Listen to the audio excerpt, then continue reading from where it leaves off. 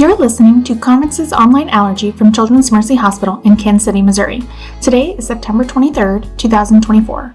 Our topic today is addressing common allergy myths and misconceptions. This is presented by Dr. Brooke Polk. She is an associate professor of pediatrics and is the food allergy director at Washington University in St. Louis, Missouri.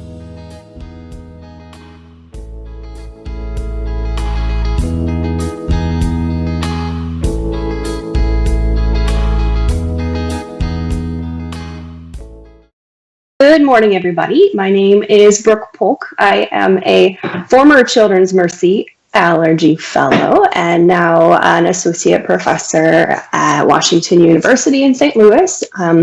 I serve as the food allergy director there, and I thought we'd do a little bit of a different kind of talk today to go over common allergy myths and misconceptions to kind of give you, as fellows, an idea of what's out there, some ways to talk to families and patients about these misconceptions, and just kind of giving you some knowledge so you know what people might come in to talk to you about on occasion.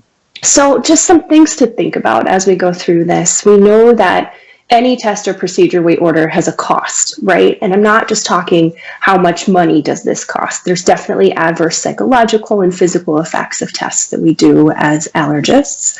And the culture of medicine really dictates, gosh, we should do as much as we can for patients, but how much is too much, and when are we doing more harm than good? So trying to kind of balance testing. There are some guidelines I want you to be aware of. I print these out for people who rotate through my clinic. They're called the Choosing Wisely guidelines. So there was a big draw from the ABIM to solicit specialists and say, what do you wish primary care physicians knew about your specialty? It was so successful in 2012 that they did it again. So now there's 5 things and 5 more things. They don't really call it 10 things. It's kind of written weird, but they're all very valuable. So they kind of ask some questions. So do I really need this test? What are the risks? Are there other options? If I do nothing, what happens? And how much does it cost? So these are kind of questions for patients as well. So kind of going on an outline of what we'll talk about today, we'll talk about food allergy panels. As you can see, most of this is food allergy stuff, at least for this section: dietary introduction, family history, airborne and contact exposure, shellfish and contrast. That still comes up a lot, even though it's been disproven, and vaccine safety. So some things that I hear sometimes: I took this test, so I know what I'm allergic to. My whole family's allergic to peanuts. I'm really allergic to this food, but just a little allergic to this food. She can't have the flu shot. She's allergic to egg. How long has that really not been a thing? I can't even be near a peanut. I will die. So this happens all the time. So here's a baby that you're seeing in your clinic. She is 4 months old, healthy, breastfed baby. Oh, I guess it's a boy. Sorry. Family asked to test him to everything so I know what I can feed him before starting solids. Do you test to everything, test to nothing, test to maybe a few foods they're worried about, or option D? So I try to explain to families, all right, this is what food allergy testing can tell us. So I go over sensitization, right? So that's a detectable IgE or a measurable skin test versus an allergen. And I tell them it's necessary, but it's not sufficient on its own to generate an immune response to an allergen. I kind of describe it as allergic potential. We know your patient, your kid has these antibodies, but sometimes the antibodies don't react. And that's because they've gained oral tolerance, which is described as the specific suppression of an immune response to an antigen by prior administration through the oral route. And this is protective against allergy. And I explain to families you can have both of these things at the same time, right? The most important test of whether or not you're allergic to a food is what happens when you eat that food. And if the answer is nothing, I want you to continue eating that food, especially if you have a lot of IgE against that food, because I know if you stop, perhaps you will create an allergy that wasn't there before. So another way to look at it for the visual people in the room is that the sensitivity of specific IgE testing is high. So a negative is pretty reliable, but specificity is really poor. So the overall message is most people who are sensitized are tolerant. of a food allergen. So if you take the sensitized population, about 28%, so about a third of 1 to 5-year-olds are sensitized to food, but only 7 to 8% of people are actually allergic to food, right? And so kind of taking this picture as a whole, if you were to do food panel testing for every, 5, 6 patients you test, you might find one.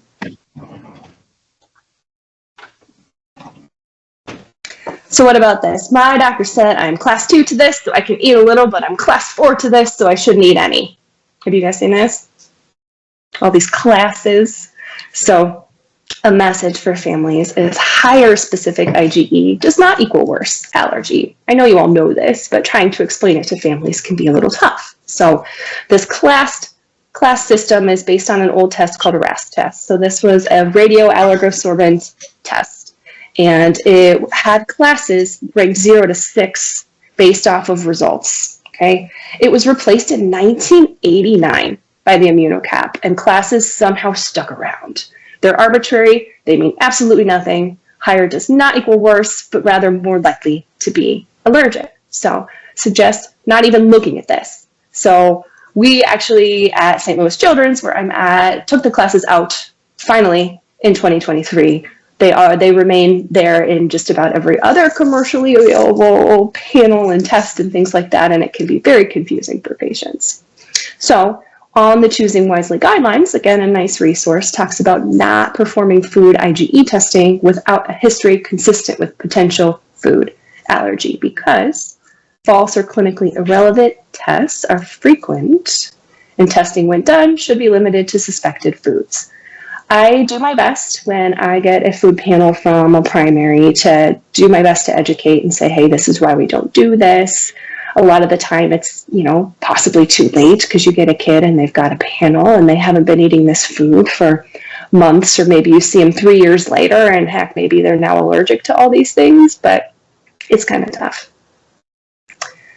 And so I tell primaries, if history is consistent, just really check just those foods if you can. Unfortunately, you may not be aware of this, you can actually order your own food panel online. You can order IgE panels online, so actual food allergy tests at places where we send labs fairly often. A couple of these on here. The third one on here is one that advertises a lot on social media, and so if you spend anywhere from $100 to $200, you can have your own IgE test, and who knows what it means. But online, why consider this test? Okay, food allergies are on the rise. Yeah, that sounds important. Is your diet helping? The results of your food test can help guide your healthcare provider to which foods are right for you to reduce allergic reactions. Okay. Are you at high risk? Do you have asthma? Oh gosh, this sounds like maybe this test would benefit me. There is fine print, but who reads fine print ever? Basically, it says, yeah, this test can tell you if you have antibodies, but you really need a doctor to interpret this. So I have seen patients who have come in with their own panels and asked me what to do about it. So really annoying, but it's out there all the time. So kind of talking to people about what are the potential negative effects of this, right? It's not only physical harm, right? So you could lose tolerance to a food that you once were able to eat. You may have nutritional deficiencies because of that. Having a food allergy can suck for kids. They can be bullied, they can have anxiety, quality of life can be affected. Allergen-free foods are not cheap. Sometimes, there's healthcare costs to this too. They have to keep seeing a doctor. You might have created a food allergy. You might have missed an opportunity to prevent a food allergy. And we also know that there's higher rates of sensitization among minorities, which can further increase healthcare disparities too. So there are some academic med centers that have looked into this. So about 12 years ago, Dallas Children's Med Center looked at what they could do to try to reduce the amount of food panels that were done in patients who were referred. So at that time, a third of patients who were referred to this center had had a food panel done. And a lot of the time it was for reasons that didn't make sense, like allergic rhinitis or mild eczema, chronic hives. Nearly half of patients had eliminated foods because of testing, Most had safely reintroduced at least one food. And of those who really didn't have an indication for testing, only 4 new allergies were identified. So the positive predictive value of these panels was 2%. So very, very low. Where are we at nationally? Well, another center nationwide in Ohio took a look around that same time. Of all the food panels that were ordered at their hospital, panels accounted for almost half of tests ordered by PCPs versus only 1.2% of tests ordered by allergists. That tracks. In 2018, what they had done is they kind of did an outreach and some teaching for primary providers, and anytime they had a food panel done, they would send kind of a letter to that doc along with their clinic note and saying, hey, this is something that we really try not to do. There was a 55% decrease in the overall number of food panels, so awesome job. Still, about 35% of tests ordered by non-allergists were food panels, and so proportionally about the same, but they decreased that number by half, so I think that's really great. Where I'm at, we lobbied and did our best to get food panels removed from our ordering forms. It took about a year to do that, but we don't have food panels anymore in our EMR. So if y'all haven't done that, I would highly encourage you to do it because it is very, very helpful. So back to this family, what should they do? Feed everything right now. Baby's 4 months old. Try a tiered approach with a spreadsheet, food diary. It's been done. Wait to introduce scary foods until they're 2 or 3, or just feed the baby. So I am a D, just feed the baby. So it's tough though, because when parents were growing up, there wasn't necessarily any advice, right? People kind of just did what their grandma did. By 2000, the AAP actually came out with guidelines that said, let's delay introduction of some highly allergenic foods and maybe don't eat those while you're breastfeeding your baby. But 8 years rolled by and they said, there's really no convincing evidence that this is working. There wasn't any guidance on introduction. About 10 years ago, people really started to realize that the data suggested that they were doing the wrong thing and that introduction past age 4 to 6 months might increase the risk of food allergy and asthma and eczema, and that early introduction might be beneficial. So here's a huge compiled data forest plot of kind of looking at a meta-analysis of, okay, should we introduce foods early? And so if the lines are on the left side of midline, it favors early introduction. If the lines are on the right side of midline, it favors later introduction. And as you can see, whether it's multiple food allergy or egg or peanut, everything trends toward being significant for favoring early introduction. Less strong data for other foods. So milk still favors significance, but it does cross that midline, so not necessarily fully significant data. Wheat doesn't seem to matter. Fish doesn't seem to matter. Sesame is maybe feed early. But overall, if you go back to the previous slide, this multiple food allergy up top, they were looking at tons of different foods, kind of compiling that data. And yes, it looked like it was important to feed the baby early. For those of you who like tables rather than charts, here is a table for you, just kind of looking at the relative effect, lower being better, to feed foods early. So guidelines tell us just feed the babies, right? So just about everywhere else there's a guideline. In Australia and Asia, introduce these foods early in the first year. British guidelines, at least egg and peanut, which are most significant, feed the babies early, especially if they're high risk, meaning do they have eczema. American Academy of Peds says don't delay introduction of any specific food after 4 to 6 months of age. And we had these guidelines in 2017 that the NIAID came out with, and they were the only guidelines that recommended testing for peanut prior to introduction in high-risk infants. However, they've largely fallen out of favor. And by 2021, our guidelines really don't recommend testing anymore for peanut prior to introduction. So key messages are that guidelines around the world recommend introducing peanut prior to 12 months of age if you have a high prevalence of peanut allergy, which we do. Recommending testing, no testing, and just feeding appears to be safe. But some families still are really nervous, right? They don't want to feed their baby. They said, I won't do it unless you test them. Please test them. And trying to walk them through, if we test and it says you have this allergic potential, I still want you to feed your baby. As long as you have access to do that in your clinic soon, ideally that day, but get them back in and do it soon, that's still okay, right? So let's say you have a baby and their skin looks like this. They have eczema and it's yuck and it's not well controlled and their skin is scaly and parents are desperate and they just want to know what food is causing this eczema, right? I read on the internet that it can be gluten or dairy and please test him. Do you do it? Do you ask family to maybe just try eliminating a couple things from his diet? Do you try to figure out how bad his eczema is and make a decision from there? Do you do a food panel? Please don't do that.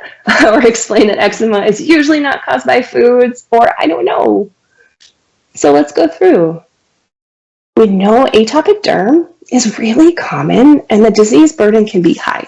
Things that we don't necessarily think about, right? If baby is itchy, they are scratching, they're not sleeping, their parents aren't sleeping, they just want their kid to sleep. We know that it's generally caused by disruption in the skin barrier, right? But there's also this immune dysregulation that happens and it causes microbial dysbiosis and everything's just a little bit out of whack. And these babies with eczema have up to 6 times the risk of food allergy versus other babies. The use of diet to treat eczema, it's pretty controversial. Recent evidence shows, as we know, that if you feed babies early, you increase their tolerance. And if these babies are already at higher risk of food allergy, we really want to get foods into them early.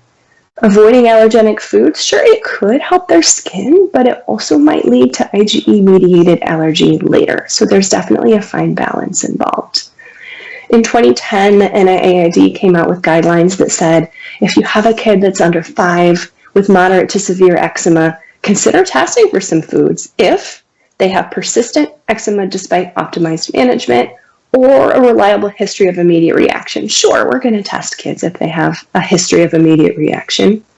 In 2012, the Joint Task Force came out with some pretty similar guidelines. They cautioned against elimination diets due to a high false positive rate.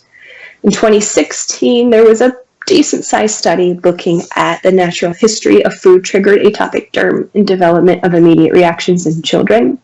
So 1 in 5 kids who were diagnosed with food-triggered eczema converted to having an immediate reaction after eliminating that food. So pretty big risk we're taking. 1/3 of these kids developed anaphylaxis on re-exposure. So risks that we need to think about. In 2019, not as many kids, but they did food challenges to peanut, wheat, soy, milk, and egg if these were foods that were removed due to eczema concerns. And frequency of failure among those who removed a food because of eczema was about 13%. So anywhere from 10 to 20% of kids who remove a food will probably become allergic to that food later. Big deal. So 2 years ago, there was a big systemic review meta-analysis looking at about 600 babies and young kids with eczema who had just kind of looking at, all right, is this something that we should even recommend? So there was a low certainty of evidence that dietary elimination might slightly improve the severity of eczema, but it was really low, 50% with versus 41% without dietary elimination. So is that clinically relevant? Most people pursuing a diet would most likely experience little to no benefit, and they determined that most well-informed parents would place a higher value on avoiding potentially larger harms later. And there were no credible subgroup differences based on elimination strategy. So do you just take dairy out? Do you take top 4 foods out? Do you take wheat out? There's really no way to, determine what will help other than trial and error. So for those of you who have not seen this is an awesome resource. So the Joint Task Force came out with guidelines for atopic derm in 2023. This is a really, really good resource. And one of those recommendations is for elimination diets. They would suggest against the use of elimination diets, conditional evidence, low certainty of evidence, because as you saw, that's about all the data that's out there on this topic, but really trying to have people not take on elimination diets because of the risks later on. But this goes through, topical medications, oral medications, biologic medications, risks, benefits, all kinds of different things, bleach baths, emollients, anything you can think of for treatment of eczema. It's a super helpful resource. So what about family history, right? We get these patients all the time. everyone in my family is allergic to seafood, or his dad's allergic to peanuts, so we never fed him, and now he's 12. What do we do? Well, we know there are many risk factors for food allergy development, right? If someone figures out the key, then awesome. But right now we just know all these different things can play a role in the development of food allergy. As you can see, genetic factors, family history of allergy in general can play a role, but not necessarily to a specific food, right? What about what mom eats, mom's folate levels, the gut microbiota, antibiotics, animal exposures? What does mom eat while she breastfeeds? Is there cutaneous exposure? When do you introduce these foods? All kinds of different things, right? So genetics do play a role, but they're definitely not the only role. So when we look at the skin as a target for allergy prevention, we know that if you have eczema, so if you have eczema, you are on the right-hand side of this.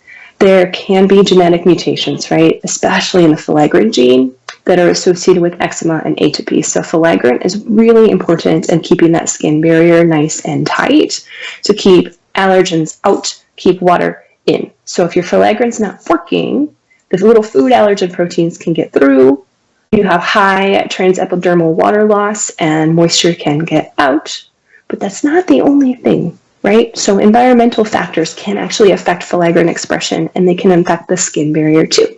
So how much humidity is naturally in the air? How hot is it? How much pollution is out there? Are you cleaning things often? So detergents can break down filaggrin, surfactants can break down filaggrin, and all of these things together contribute to a leaky epithelial barrier. So how do we negate this? Feed the baby. Okay, so we know that oral exposure through the GI tract really helps your mesenteric lymph nodes talk to dendritic cells, which talk to your naive T cells, which really help create Th1s and Tregs, which lead to oral tolerance, versus if you get exposed through the skin, which definitely can happen, then your naive T cells can become Th2 cells and they can develop allergy that way. So bottom line is just feed kids early.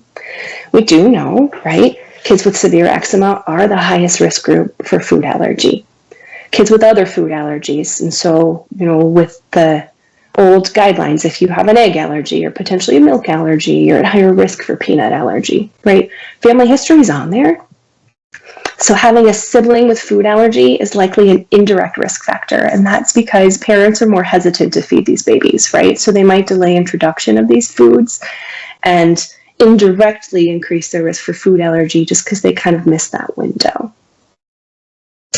So, chief complaint, I sent in my insert body part here, and oh my gosh, I'm sensitive to everything, doc. What do I do? Do you agree that yes, you're sensitive to everything? Give up.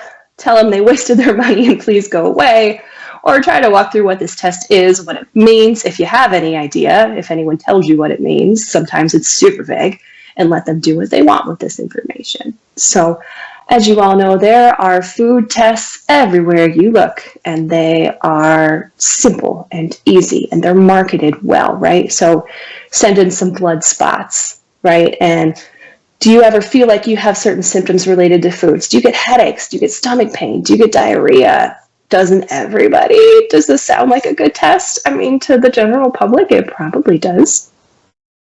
Or you can send in your hair, actually. Super interesting one. So these are all over Amazon. They're actually pretty decently reviewed. Or just be present. So there is, this is applied kinesiology on the left. So alternate medicine practitioners often will do this. So as you can see for these people on the woman's neck or in that young man's hand, there's a little vial containing some food. Not sure what it is, wheat or something, right? And they are feeling their pulses or the electric conductivity of their skin to see which foods may affect their bodies. Really interesting test. On the right side, NAET is it's a type of test developed by one physician who basically says, I will combine this with acupuncture or something else to really say what foods might affect you. There are 3 people who do this in St. Louis, where I'm at. In Kansas City, where many of you are at, there are 2 practitioners who offer this test. So it is out there. There's a really small disclaimer at the bottom that says, actually, we don't cure allergies or sensitivities. We don't blah, blah, blah, fine print, right? But if you look at the advertisement, hey, we could cure your eczema, your food allergies. You can have permanent freedom from allergies. It's very misleading, but super interesting. So, choosing wisely guidelines, don't perform unproven diagnostic tests such as IgGs or an indiscriminate battery of IgEs in the evaluation of allergy. We all know this, right? We also know a normal functioning immune system should make IgG antibodies to anything that's foreign, including foods, right? Our immune systems work pretty well. They say, hey, this isn't human. Let's make an antibody against it and recognize that it's not part of us. Most Americans have high IgG levels to gluten and dairy. Like, here's the American diet, right? We eat these foods the most. Do you guys remember the food pyramid when you were younger? How many servings of grains were recommended to eat in a day? 11. That's insane. So yes, people eat grains all the time. Milk, very good marketing when we were younger, right? Do we really need cow's milk in our diet? Probably not, but hey, the milk industry says we do. So we have naturally high IgGs to milk and wheat. So yes, if you do food panels, just about everyone will have high levels to these foods. And if they eliminate these foods from their diet, they'll probably feel a little better. But honestly, anyone who does a food panel, I try to explain to families, it makes you more cognizant of what you're eating, right? So it makes you automatically probably more healthy, thinking about what you're eating more. Generally speaking, if you take these 2 foods out of your diet, if you have really high levels, your belly will probably feel better, right? About 1/3 of people are lactose intolerant. So maybe if they drink less milk, they'll feel better and feel like they got something out of this test. But honestly, it's not specific to them and it's not helpful. And it is, depending on who you ask, a waste of money or resources or time or all of those things. Moving on. There is a young girl who has a peanut allergy. She comes in for her annual visit with you, and she wants to know if she should sit at the peanut-free table at school. What do you recommend? So I try to really emphasize that casual exposure to peanut butter is unlikely to elicit significant allergic reactions. So there was a study, looked at 38 kids with food allergy, many of whom had reported prior inhalation reactions, and many reported prior contact reactions. So they did about the grossest challenge that you can think of. They did an inhalation challenge. So they masked peanut butter with mint and tuna, gross, held it 12 inches from their nose for 10 minutes. Do you think anybody had any kind of reaction other than disgust? No. So nothing happened, even in the ones who had said that they had prior reactions. Then they did a contact challenge. So they put peanut butter on some gauze on the lower back for a minute, and then they wiped it clean. So as you can imagine, a few people had redness or itching or maybe even a contact urticaria, but there were 0 systemic reactions from this test.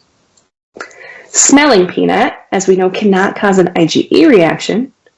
Peanut vapor is made of VOCs, so volatile organic compounds. These are the same things that like candles release or air fresheners release, okay? Smelling it can cause anxiety. People who are allergic to peanut generally know what peanut smells like, and so having anxiety can definitely mimic an allergic reaction, but it's not going to cause anything truly IgE mediated, okay? We should also know peanut dust doesn't remain airborne. So except for a very brief period directly above peanuts being deshelled, peanut protein has not been detectable in simulated environments, okay? Peanut can stay on hands and in saliva for up to 3 hours. So surfaces with peanut residue and dust should be cleaned to avoid unnoticed or unintended hand-to-mouth contact. And talking to teen patients with a peanut allergy or other food allergies about kissing significant others is a really important conversation to have with your kids as well. So preventing cross-contact, this is from FAIR, so foodallergy.org. Great resource for any food allergic human. It's kind of preventing cross-contact is a good way to start. We used to call it cross-contamination, but that has largely fallen out of favor, kind of talking about bacteria and viruses and things like that. So just, hand washing, cleaning, sanitizing, really making sure that food prep is done in a different area or after everything's clean. And then something else I try to talk to patients about, is, hey, I skin tested you to peanut, right? That's probably more peanut than you coming into contact with your skin, okay? And did anything scary happen when I skin tested you to peanut? No. So there, in this study, 281 peanut allergic children with a positive skin prick test. Then they did this skin application food test. So they put a gram of peanut butter on the upper arm with an occlusive dressing for about 15 minutes. Okay, so all these people had positive skin testing. Only 41% developed any localized findings to peanut touching their skin, and there were 0 systemic symptoms. So really, really awesome. There were some food challenges in the study. So 26 kids with a positive SAFT passed, 26 failed. So 50-50, whether having peanut on your skin actually meant anything for systemic reaction-wise. And so, I have these families who bring their babies in and they said, I wiped some peanut on his cheek and he had a rash. So I didn't feed him peanut because I know that when I feed him, something scary will happen. And I try to explain to them, actually, that's not true. A lot of people have contact sensitivity to peanut or even contact urticaria, but that definitely doesn't mean that your kid can't eat peanut. And so I do my best to try to challenge those kids in clinic, keeping a barrier around their skin or wiping the food off after it touches their face, right? Because contact reactions, especially around the mouth in infants, especially to allergenic foods, is pretty common, and it would be a shame to avoid that food forever just because that happened once or twice. So, some facts. If casual contact with peanut is unlikely to cause a reaction, why are there nut-free schools or lunch tables? So, having a food allergy is stressful for patients, it's stressful for caregivers, it's stressful for people in schools, right? They worry about kids too. About 1 in 10 allergic reactions happen at school, and most happen with hidden allergens, right? It's not kids going out of their way to try to eat what they're allergic to. Foods hide. In peanut, it's relatively easily cleaned from tabletops and hands with common cleaning agents. Studies have not consistently shown a benefit, actually, to having allergen-free schools or tables, either in reducing reactions or improving quality of life. Some studies have actually shown higher rates of epinephrine autoinjector use in schools with peanut-free policies. And so, why is that? Does it create this false sense of security, resulting in decreased recognition of reactions? Maybe, right? We know that having a food allergy sucks for kids. They can already get bullied. They can already get isolated. And then if they're made to sit at this table away from all of their friends, it can make things even worse. And then why does peanut get all the attention, right? It's not the only allergen out there. It does get the most attention. Kids sit there drinking milk from their milk boxes every day at lunch, and that's not seen as big of a deal versus the 1 or 2 kids with peanut allergy who are over by themselves at this table with kids drinking milk, right? So why is that? I don't know. I think it's just, been marketed so much and it's gotten the most attention. But very recently, there were some guidelines that came out talking about prevention and management of allergic reactions to food in childcare centers and schools. So the guidance is really not prohibiting food site-wide, and that schools don't establish allergen-restricted zones. Okay, so nut-free classrooms or milk-free tables unless kids lack the developmental capacity to self-manage if they're really young, right? Infants and toddlers are grabby. They don't know that sharing, not to share food with all the other kids who are sitting right next to them. So absolutely, in situations like that, try to keep them apart. But in, higher elementary schools, middle schools, high schools, really not necessary, right? But people are teaching their children not to eat things. They're teaching them to ask what's in food. I try to discourage writing letters to sit at allergen-free tables unless parents and the patient really, really want it. I do my best not to. All right, moving on. What about flu vaccines and egg allergy? Despite the fact that this has really not been a thing for years and years and years, I still get questions about this, especially during flu season. I've gotten 3 or 4 messages this week asking if egg allergic patients can have the flu vaccine safely or the MMR vaccine safely. And the answer is yes, right? So this being from 12 years ago is a little outdated, so Big Blue Box updates it. So of the vaccines that may contain egg protein, you can get any flu vaccine with no special observation period. Okay, so this is from the ACIP this year, but it's been updated the past few years. So flu vaccine is safe, MMR vaccine is safe. Yellow fever is one you may need to worry about or look more closely at, and that'll probably show up on your boards. Basically, just observe them for 30 minutes and vaccinate them in your clinic and call it good. Sometimes there's skin testing, so if you kind of look at specific guidelines, if you have patients who need testing, just know what to do in that situation. But common vaccines, totally fine. What about this contrast media thing? So I still get questions about this. So don't routinely order low or isoosmolar contrast media or pre-treat for patients with a history of seafood allergy. There is no cause and effect connection with seafood allergy between this and contrast. So where did this come from? This came from the medical community. So we know patients with a history of any allergy are 2 to 3 times higher risk for reaction to radio contrast media. And a report from 1975. So this was a radiologist who was surveying adults who had reactions to radio contrast media. Here's the survey. So all these people who had reactions to radio contrast, okay, what else might you be allergic to? This was self-reported, okay? So seafood, shellfish, 31 people had reported reactions, so about, 14% of people who had radio contrast media reactions reported being allergic to shellfish, okay? But take a look at this, right? 14.6% of people also reported being allergic to eggs or milk or chocolate, okay? And we don't ask people about that. So how did seafood get the most attention? So this was accidentally probably also created by physicians. Oops. So the thought was that, well, you know, contrast media has iodine, shellfish have iodine. Perhaps that is why. But no, not true. We know iodine is not an allergen, right? Our bodies, especially our thyroids, need iodine to function properly. You can't really be allergic to that. Shellfish allergens are proteins, usually tropomyosin proteins, and so there's absolutely no connection. It just got perpetuated by the scientific community, I think. So let's talk real quick about some drug allergy misconceptions before we close up. So we want to talk about antihistamines and about treating anaphylaxis. So I hear this all the time. I didn't use my epinephrine because I didn't want to go to the emergency room. Or always give a steroid in the emergency room if treating anaphylaxis. Weird. So antihistamines, everything's in the name, right? So diphenhydramine, we all know which one that is, has been around since the 1940s. It's got longevity, it's got name recognition, but it also has a quite unfavorable risk-benefit profile.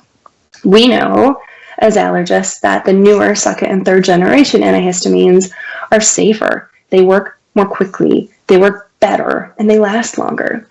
Outside of North America, first generation antihistamines are primarily used for motion sickness and sleep aids, okay? And so diphenhydramine is not all over the shelves as an allergy medicine in most places, but it is here. CSACI is the Canadian Society for Allergy, made a position statement, newer generation H1s are safer than first gen and should be first line for treating allergic rhinitis and urticaria. In Annals, about a year ago, there was a nice review looking at evidence-based use of antihistamines for treatment of allergic conditions. So we know that those first-gen antihistamines have unwanted biologic effects, right? They bind H1 receptors on neurons too, so they can cause sedation, impaired consciousness, impaired memory formation, can cause cognitive impairment, and they also really aren't receptor selective, right? So they can bind muscarinic and serotonin and alpha-adrenergic receptors and cardiac potassium ion channels and cause all kinds of stuff that we really don't want, resulting in poor sleep quality, right? So maybe they help you sleep, but you have day over hangover, some brain fog. First-gen antihistamines can cause decreased school performance. So if kids take sedating antihistamines for their allergic rhinitis, they were 40% more likely to drop a grade from practice tests to final exams, and 70% more likely to drop a grade if they reported taking these medicines. So, whoa. Impaired thought processing. So the EU has actually labeled diphenhydramine a Cat 3 drug, indicating that it's likely to produce severe effects on fitness to drive. So all reasons why we shouldn't be using this. So here's the CSACI position statement for people who are wondering, okay, when does this take effect? How long does it last? Are there relevant drug-drug interactions? What's the onset? What's the duration? So all the second-gen newer ones, they have a couple that we don't have, but for us, cetirizine mostly works just as quickly, if not faster, than cetirizine, lasts longer, and doesn't cause all those other side effects. So at Children's, where I'm at, we use cetirizine for anaphylaxis action plans and for acute treatment of allergic reactions in our clinic. So a randomized double-blinded placebo-controlled study of 70 food challenge reactions were either given a mg per kg of diphenhydramine or 0.25 mg per kg of liquid cetirizine for a reaction. And as you can see, our numbers are fairly even here in terms of time to resolution of hives and itching. Sedation is lower with the cetirizine. This was a study, I think it's like 14 years old now. There's not a whole lot of data out there head-to-head other than this, but we find that it's safer, and I try not to use diphenhydramine for anything these days. But, as we know, right, antihistamines are not the first-line therapy for anaphylaxis. Okay, so another choosing wisely guideline, don't rely on antihistamines in severe allergic reactions. We all know epi, right? First line treatment. Data indicate antihistamines are really overused. Oral steroids are really overused as well. So epinephrine, right? It works awesome. It does all of these things very quickly, right? And can really, really save a life. So it also stabilizes mast cells to prevent further degranulation and mediator release. So epi is definitely what we want to use. There's no other medicine.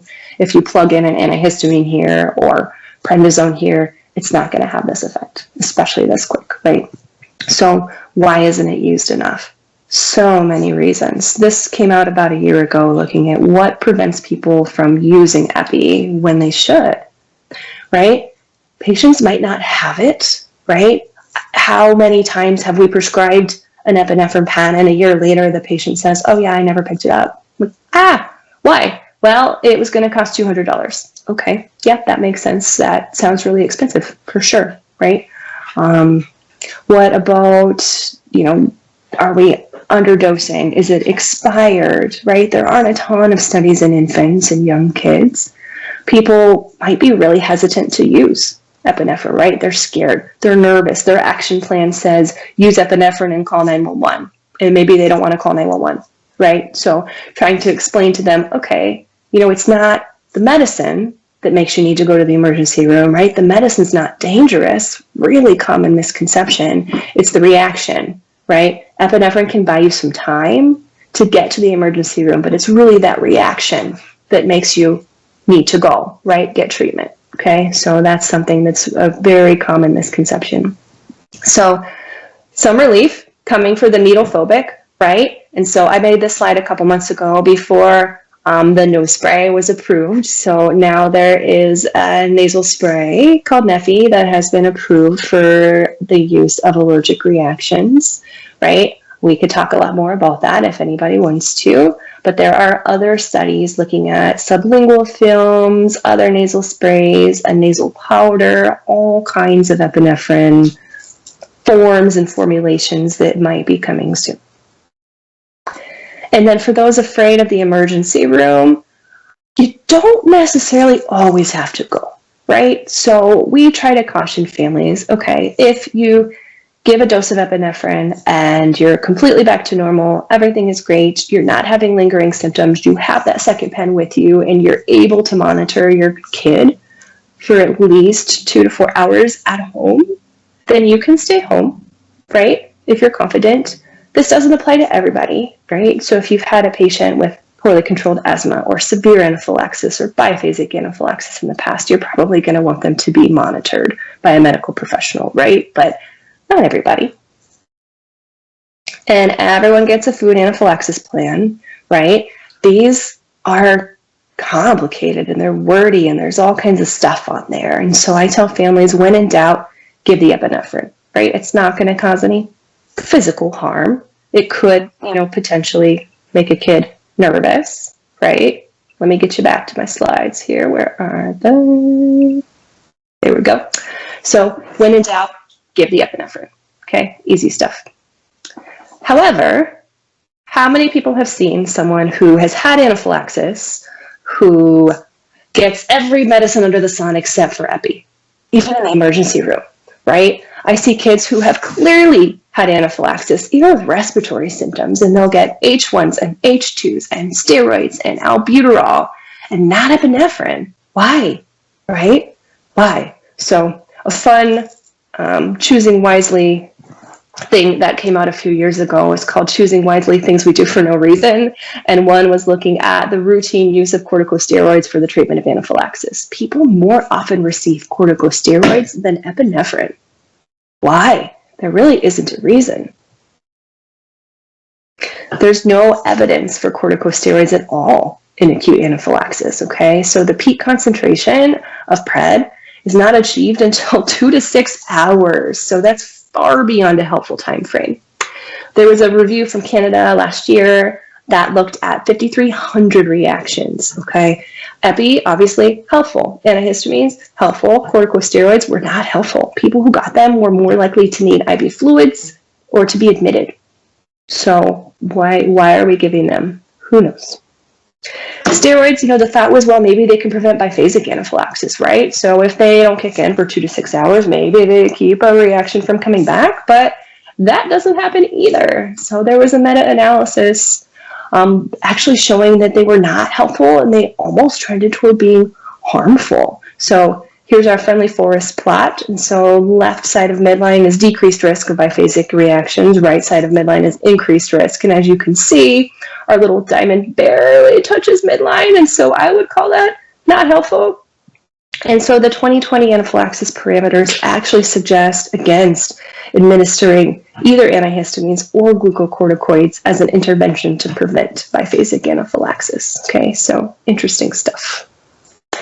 We also really should be cognizant of corticosteroid long-term adverse effects. And so looking at cumulative oral corticosteroid exposure. Okay, so even with, let's say we do 40 mgs times 5 days, right? So that's 0.2 grams of steroids. So if people have 3 courses of PRED in a year or over time, they're already in that first row there of 0.5 to 1 gram of cumulative exposure. They already have a higher risk of long-term effects later in life. Okay, like type 2 diabetes, cardiovascular disease, osteoporosis, pneumonia. I think that's just from secondary immune suppression. But the more steroids you get over time, the higher your risk is going to be later of developing this stuff. And we really want to try to keep kids from having all of these things. Most adverse effects become significant above a gram, so 4 lifetime bursts of PRED. So that's all I have. I tried to leave some time for extra questions if you guys have any, but summary of key points are here. So food panels should rarely, if ever, be ordered. Early introduction is crucial in the prevention of food allergy. Removing a food for atopic derm may have detrimental consequences. Online food sensitivity testing is not valuable and usually tells you what you eat the most of. Casual exposure to food is unlikely to elicit significant allergic reactions. Disclaimer, there is, shellfish, seafood can sometimes aerosolize and cause reactions. We didn't necessarily touch on that. Peanut does not. Nut-free schools do not necessarily equal fewer reactions. Diphenhydramine is outdated. Please use something else. And steroids do not have a use in anaphylaxis.